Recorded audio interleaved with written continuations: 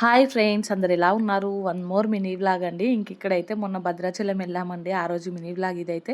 Morning 5:15కే bus స్టాప్కి అయితే వచ్చామండి. 5:30కి bus ఉందనేసి ఆ బస్సు కాస్త 5:45కి వచ్చిందండి. ఇంకా 5:45కి వచ్చినా కానీ ఆ బస్సులో ఫుల్గా రష్ ఉన్నారండి. ఇంకా అసలు ఎక్కడానికి కూడా ప్లేస్ లేదు.